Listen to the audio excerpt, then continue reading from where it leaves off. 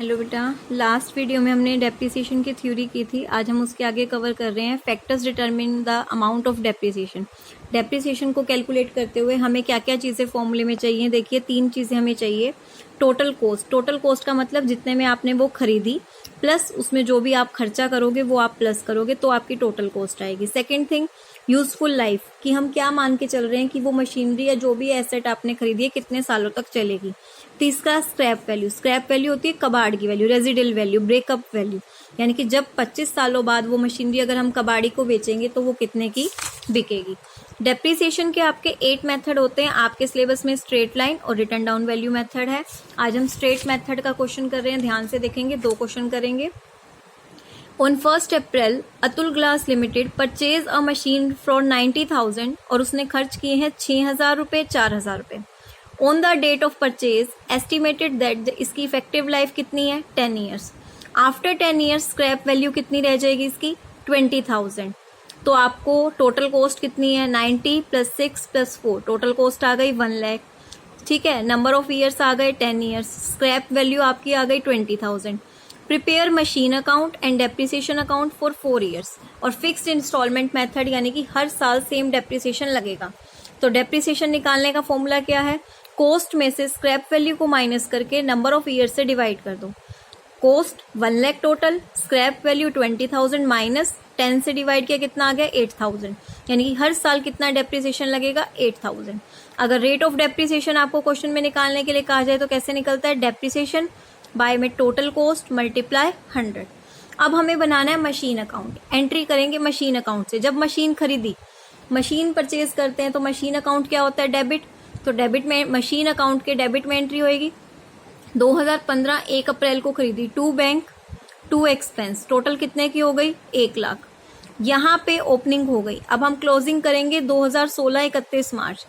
पहले लगेगा डेप्रिसिएशन 8% 1 लाख पे, जो कि हमने निकाला भी हुआ है 8,000। 8,000 डेप्रिसिएशन लग गया। 1 लाख में से 8,000 गया, कितना रह गया, 92,000। ये 92,000 2016 1 अप्रैल का क्या हो गया, ओपनिंग बैलेंस। 31 मार्च 2016 इस साल का क्लोजिंग बैलेंस, इधर आके क्या बन गया, ओपनिंग। अब 8,000 डेप्रिसिएशन लगना है। फिक्स्ड इंस्टॉलमेंट मेथड में क्या होता है, जो स्टार्टिंग मशीनरी थी ना 1 लाख की, हमेशा उसी पे डेप्रिसिएशन लगेगा। तो 1 लाख का 8% हमेशा 8,000। 92,000 में से 8,000 माइनस किया, कितना आ गया, 84। क्लोजिंग बैलेंस यहाँ आके क्या बन गया, ओपनिंग 2017 1 अप्रैल। फिर क्लोजिंग पे डेप्रिसिएशन 8,000, फिर क्लोजिंग बैलेंस, ओपनिंग। इसी तरह हमने 4 बार ये सेम प्रोसेस की, बैलेंस आ गया। डेप्रिसिएशन अकाउंट क्या होगा हमारा, खर्चा है, ये भी डेबिट होगा। Depreciation account debit to machine, machine debit. अब ये खर्चा जाएगा कहाँ, statement of profit and loss, फिर मशीन, फिर स्टेटमेंट।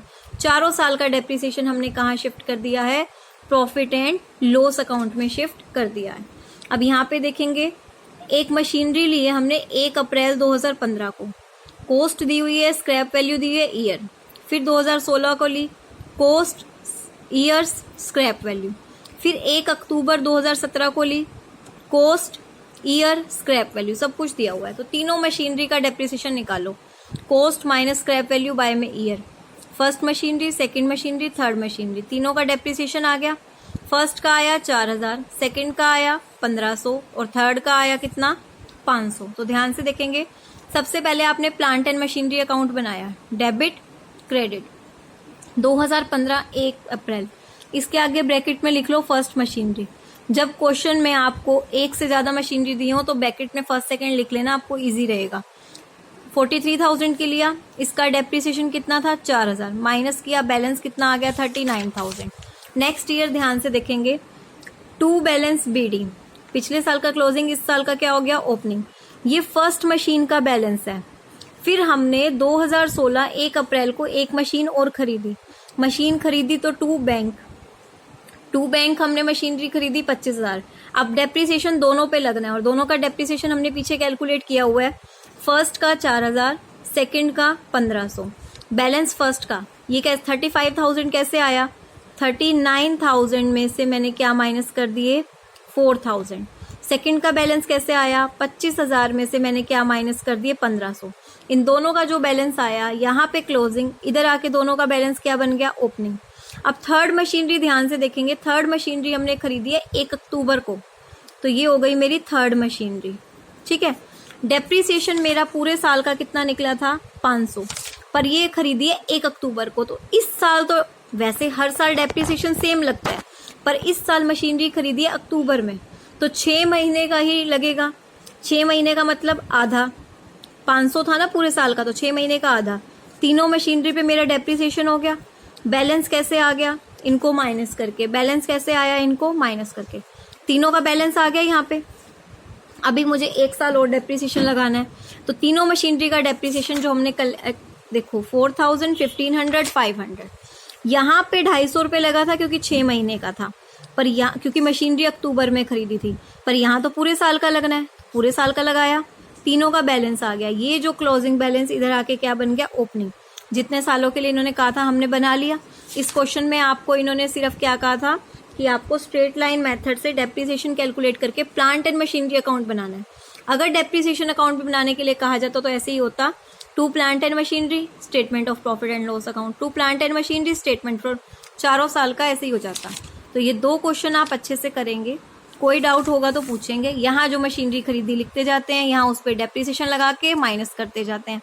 अब आपको 2 क्वेश्चन करने हैं होमवर्क में। देखिए, फर्स्ट प्रैक्टिकल क्वेश्चन ये रहा, ओरिजिनल कॉस्ट मेथड का first question and this second question. ये दोनों क्वेश्चन आप करेंगे और आपको कहीं भी डाउट आएगा तो आप इसमें मेरे से क्वेरी पूछ सकते हैं। Thank you.